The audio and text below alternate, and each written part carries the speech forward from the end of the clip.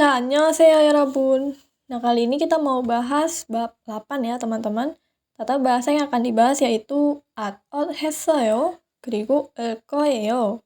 Untuk 했어요 ini bentuk lampau, sedangkan 을 거예요 adalah bentuk yang akan datang ya, future. Oke, kita langsung ke sini. Yang pertama yaitu 했어요. Nah, untuk kosakatanya yang kemarin udah ada, bisa dihafalin ya, teman-teman. Bisa ditulis lagi atau mungkin dibaca-baca ulang biar ingat. Nah, yang pertama di sini bentuk lampau, 했어요. Ya, 했어요. Ada 상시ot di bawahnya ini.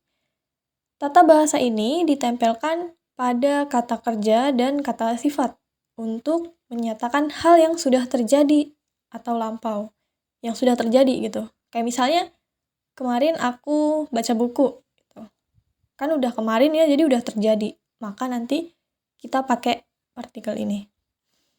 Tata bahasa yang ini. Tata bahasa ini dapat diikuti dengan bentuk akhiran semnita maupun oyo, tergantung pada tingkat formalitas yang ingin disampaikan. Untuk kalimat interrogatif atau pertanyaan, tata bahasa ini dapat diikuti dengan akhiran semnika atau oyo. Udah tahu ya bentuk pertanyaan, bentuk formal sama bentuk semi-formal. Oke. 했어요.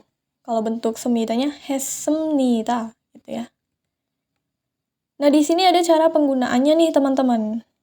Coba kita cek dulu nih satu-satu cara penggunaannya. Saat bunyi vokal terakhirnya a dan u, maka ditambahkan as어요 atau as습니다. Contohnya batta. Batta, da-nya dibuang nih, teman-teman. Da-nya dibuang, vokal terakhirnya kan a ya. Maka ditambah as어요, jadinya 받았어요, 받았습니다 gitu ya. Lalu aturan yang kedua, saat vokal terakhirnya selain a dan o, maka ditambahkan 어서요 atau 없습니다.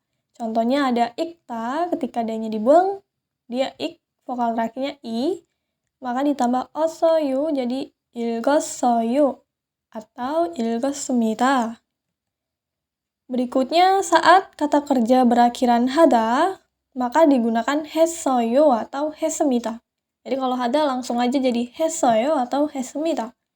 Contohnya 시작하다, maka menjadi 시작했어요, 시작했어요, 시작했습니다. Gitu. Nah, di sini apabila bentuk dasar kata kerja dan kata sifat berakhiran vokal, maka vokal yang sama dihilangkan dan vokal yang berbeda dapat disingkat menjadi satu suku kata saja. Oh, ini ada typo. Nah, di sini ya teman-teman bentuknya ada 가다, 갔어요 jadi 갔어요.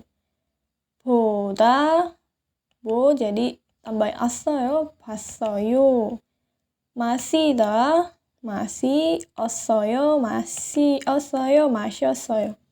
Nah, sebenarnya ini tuh sama kayak ketika kita ngubah ke bentuk a, o, he, yo, teman-teman.